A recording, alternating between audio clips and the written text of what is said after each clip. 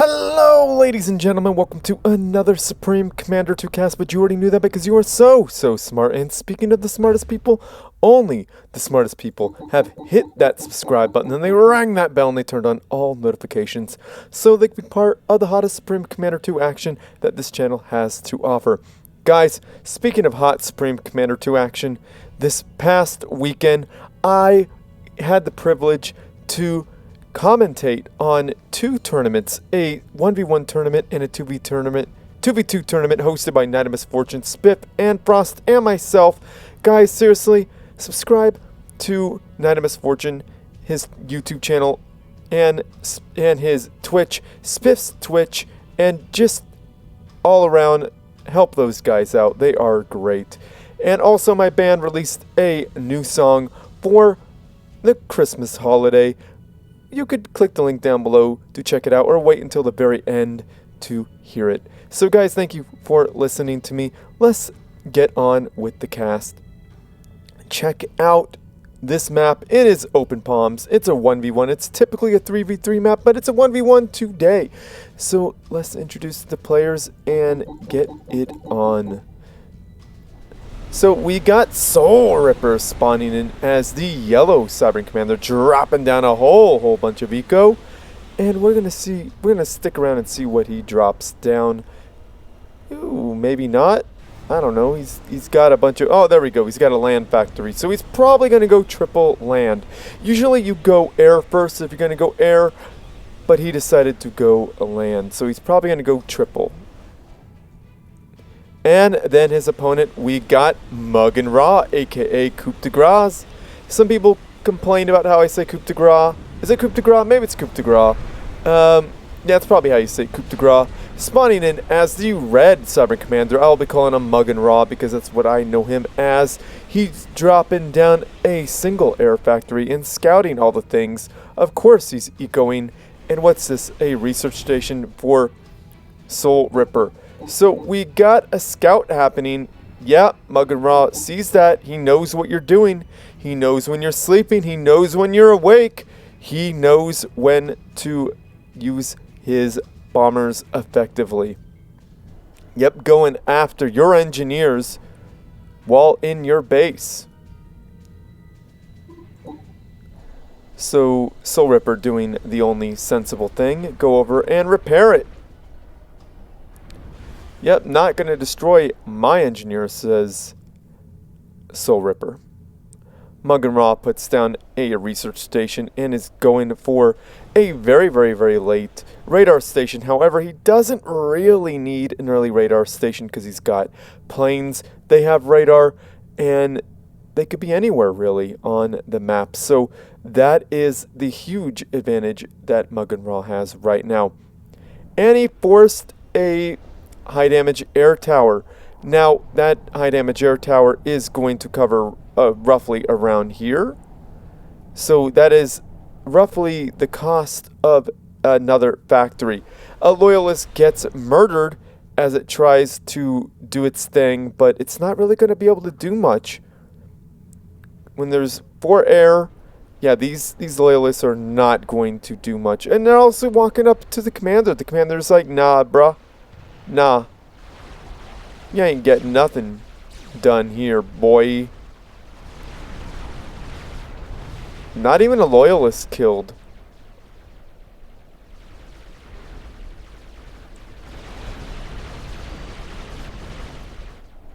Yeah. That's a lot of free mass being put down there for Coup de Grace, or aka Maugan. I'm going to call him Maugan. I got to remember to do that. So, yeah, SoulRipper is putting down a whole lot of research stations. That is a rather risky thing, especially this far up. I mean, yeah, he's not building troops. He's got literally only 2 troops on the ground. He's got nothing. Maugan doesn't have a whole lot either. He could really fly in there and harass right here. Maybe are they? No, there's no anti-air on these factories just yet. Now, the only anti-air is right here.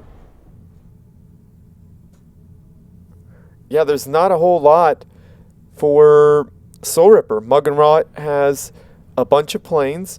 I mean, he could try to bomb this right here. It'll take a long time to kill because he doesn't have that many planes. There will be a anti-air on this, and he will lose a lot of planes. So that is an issue. So SoulRipper is putting down a land gantry. Now that is going to really put him up on the troop, what would you call that? The troop count.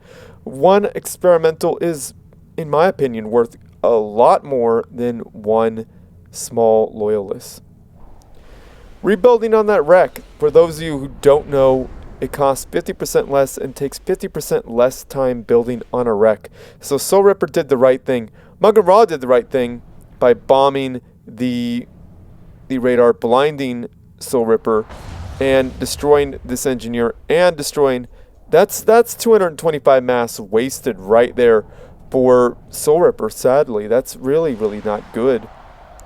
Not taking out a single loyalist. Now that is a sad thing in a bombing run. We got a Mega on the field. That is really got to scare Maugan. But Maugan is coming in with his land gantry. A second land gantry queued up. He's got a second expansion queued up right here. Now, the reason why this is a problem for SoulRipper to expand is because he's got to put down high damage air towers each time when he wants to expand. At least one. It's not really going to be helpful for him, but he's getting some adapters, so this is really going to cause these planes to fall out of the sky. We're going to see at least 2 die. Yeah, at least 2 died. I called it. You know, I've been watching and playing this game for long enough to know how many planes are going to die when they fly over that many AA. That's going to be that's going to be another 2 right there. Or just 1. Well, then I haven't been playing that long. Maybe I don't know. What do I know? I don't know that much, maybe. But yeah, it's a big risk every time he flies over. That's going to be at least 1 plane, 2 that time. Roughly, but on average, it'll cost him 2 planes every time he flies over. So he should probably wait until he gets 2 extra planes each time he flies over to bomb something. That's probably what Maugan needs to do.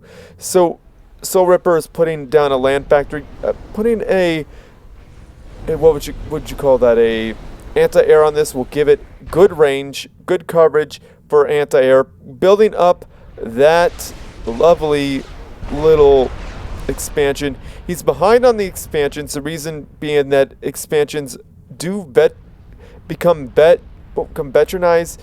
They vet up. The mass extractors vet up. So these mass extractors over here for Maugan are vetted a little bit. Whereas these ones are not vetted at all. You could see the HP difference down below. I really should have done this as a, what would you call that? Oh my goodness, I forgot to do that. A eco viewer cast. Well, shoulda, woulda, coulda. Totally forgot. Almost through this, partially through this. Got to keep going. Your next one should be an eco viewer cast. I'm gonna find time to make that happen for you all.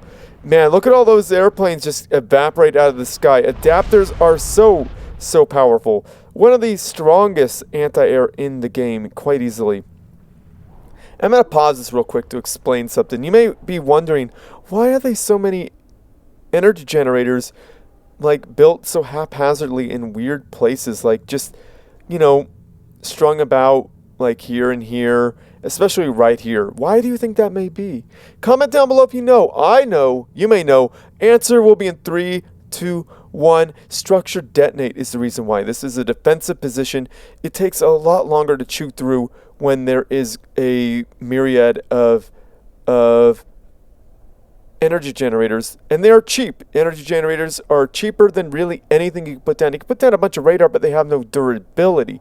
So durability, cost, and, you know, explosion radius, this has the bang for the buck, as well as its passive income. It constantly gives a certain number. I forget, it's like 7. I can't remember how much energy it is per second, but that is the answer. So if you guys commented down below, power structure detonate, you are correct.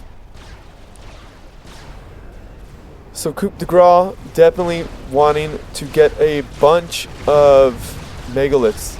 I don't know why I said Coup de Grace the first few times when I said Coup de Grace. I think I said that last few times I did this. Why did I say that? I say things weird sometimes when I'm casting. I guess it's just the curse of the commentator, or maybe I'm just, I don't know, I just kind of lose my senses when I'm trying to cast, I guess.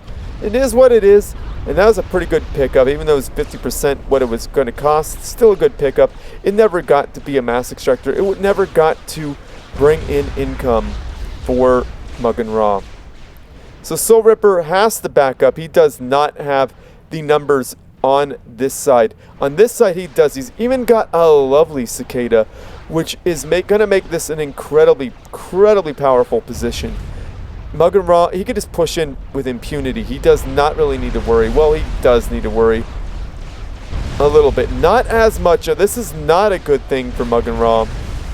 Ooh, he stopped right over those adapters. Look at how many died. Like 4, 5? I mean, that was painful. That was painful. Now, Maugan Ra is really behind on the gantries right now. So we got gantries galore for SoulRipper. SoulRipper has saturated all of his expansions. I like to see this right here get him at. Oh, he's got it queued up. So my wish is his command, I suppose. So SoulRipper really turned it around. I would really like to have the Eco Viewer. Why didn't I have that? Eco Viewer would have been really important right now.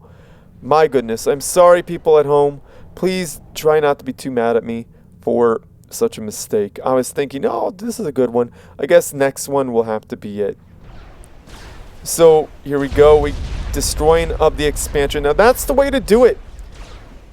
Don't let expansions come back. This is really going to cripple Maugan Ra's economy. Ooh, nice choice of targets, taking out an engineer. Everybody likes it when you get an engineer. Well, not the player who lost the engineer. Now, there's going to be a rate. Yep, see, just like I thought, an anti-air tower. I noticed pros do this. I'm going to pause it real quick to make a quick comment. Pros don't build anti-air where they don't think they need it yet. So they build a factory. This factory is multi-purpose. They could build up a bunch of units, and it could build a shield to protect all 4 of the mass extractors to a point, especially these ones right here. Bombers may not be able to hit because, as you can see, the bombs hit the shield and deflect it off. They produce troops, and the high damage air tower was able to be built when needed. So notice, these don't have a high damage air towers. So notice that on these factories, they're not being built.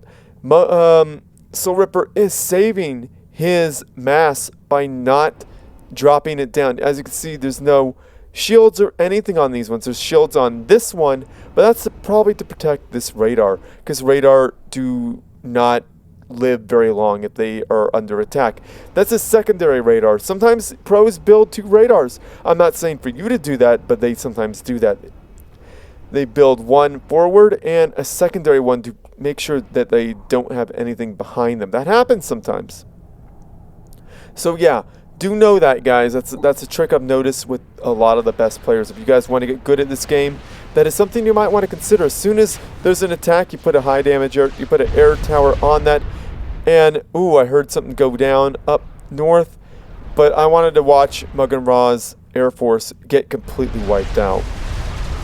Yeah, Maugan Ra is going to lose some cicadas, at least one there. Very, very bad.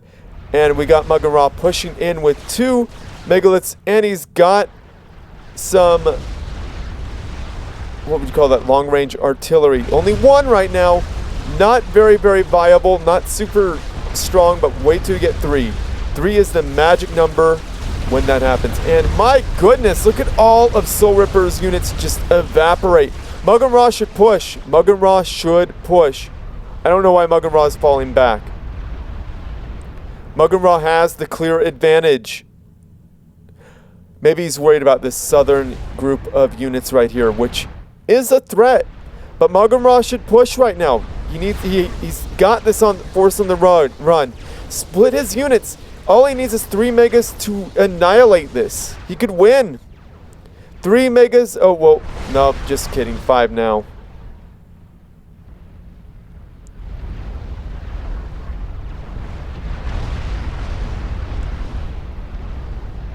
Okay, well, it looks like SoulRipper is reinforcing incredibly fast. So fast that Maugan Ra cannot keep up because the rate of attrition is greater for SoulRipper right now.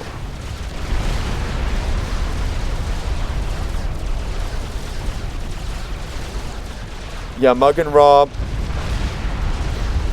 holding strong on units, losing to Cicada.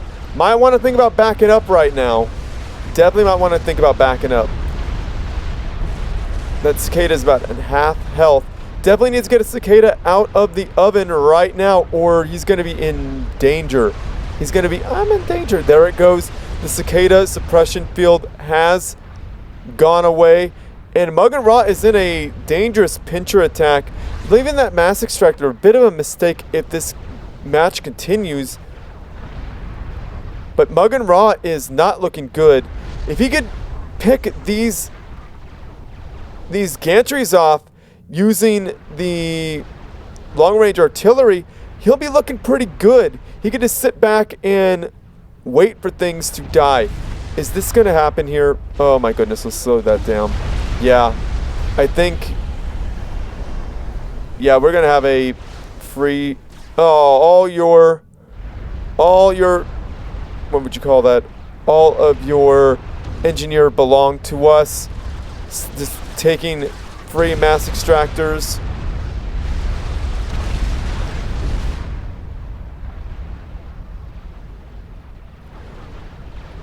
Yeah, that Cicada's getting a little far away there.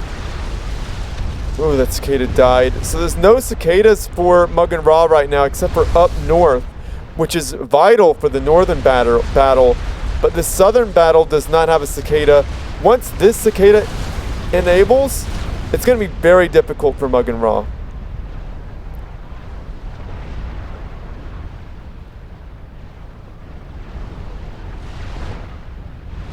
Maugan Ra winning up north. That mass extractor being killed. Like I said, should be done. Now, this is very, very bad for Maugan Ra. This is all core mass extractors. One core mass extractor down. That is, he's going to feel that. He's going to feel that. Oh, wow. Free mass right there for SoulRipper. Wow. All those engineers getting utterly just vaporized. I don't know what coup de grace or Maugan Ra could do. He's got a nuke silo. Will he have enough to devastate? Will it be enough to devastate SoulRipper? I don't know. I don't think so. Yeah, Maugan Ra's defenses have literally been dropped. All of his army is down south. Everything... Yeah, all SoulRipper has to do is push. And Maugan Ra control Cade, which was expected considering all of his army is in the wrong place. He wasn't able to reinforce as much. If you could, as you could see, there was 1, 2, 3, 4, 5, 6, 7, 8 land gantries for SoulRipper. And I think there might have been one right there as well. And Maugan Ra only had 1, 2, 3, 4, 5 land gantries. I mean, that is significant because it takes a long time to cook a Cicada or a megalith. So where he would be, SoulRipper would be able to pop out 3 more per, cooking period, build time, and SoulRipper would he'd only get this many. He'd only get 5. So that's really what caused the downfall of Maugan Ra. Maugan Ra was doing really, really well in the beginning. I thought he was going to win. He was really holding it strong. But SoulRipper kept his cool. He really kept his cool, and he just built a whole bunch of experimentals. Despite the... Now, that could have also been a huge problem. The lack of adapters. Adapters soak up a little bit of damage. If you get a critical mass, they soak up a whole lot of damage. And sometimes megaliths have trouble breaking through there. So if you have a bunch of adapters, a couple of cicadas, and a bunch of megaliths, you are going to be sitting very pretty against a whole lot of things. Maugan Ra also spent research points on, what would you call that? Long-range point defense. Long-range artillery and nuke silos. So that is a problem because those are very expensive in terms of research and also pretty expensive in terms of economy. Like the energy costs for a long-range artillery station is incredible. To keep up with that, with the cost of the energy for a megalith. Megaliths are very expensive in energy as well, and also mass, but energy it's significant. So yeah, that really hurt Maugan Ra, unfortunately. So Maugan Ra did really, really well. He did amazing. However, SoulRipper just prevailed because he is an amazing player as well. So, you know, it's very rare that we get great players getting to the point of mass experimentals. So I gotta say thank you so much for sending me this SoulRipper, and thanks so much for playing during the tournaments, dude. You did amazing. You guys did awesome, and I might even be casting some of your matches, so be prepared for that. So yeah, guys, I think I'm gonna end this video. Like this video, subscribe to my channel, favorite, because that's let's start that over. Like this video, subscribe to my channel, favorite, because that helps me out. Send your good replays to steelspeaks@gmail.com. I think SoulRipper joined the Supreme Commander 2 Discord server. He clicked the link down below and did that. And he uploaded it to hashtag replays for Steel Speaks and added me and was patient. And also, you could direct message me there as well. So doing all that, you are able to get a hold of me. Do that. Do only one thing, though. Don't do them all at once, because that really upsets me. Somebody did that a few months back, and it really, really confused me, like, a lot. So don't do that. I never noticed the detail of that Cybern symbol on the Cybern ACU. That's really cool looking. This yellow, I don't really care for the color yellow, but yellow looks pretty slick on the Cybern ACU. Pretty cool, pretty cool. So anyhow, continuing on, yeah, comment down below, say something nice about the players, about the game, about my band, about something to say something positive, you know?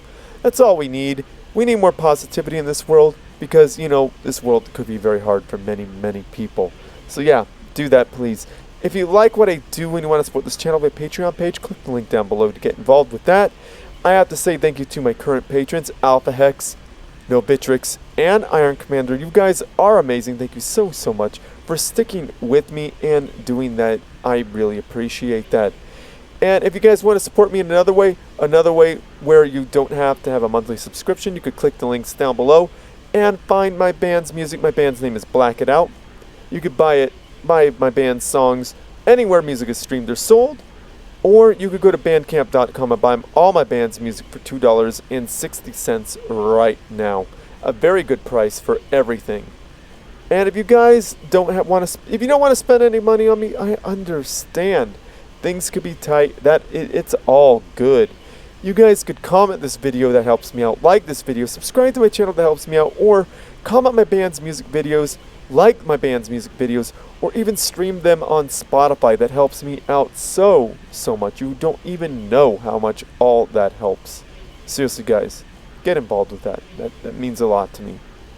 So yeah, I'm going to end this share with your friends, family, and foes because you need something interesting to watch as well. And as always, everyone, GG.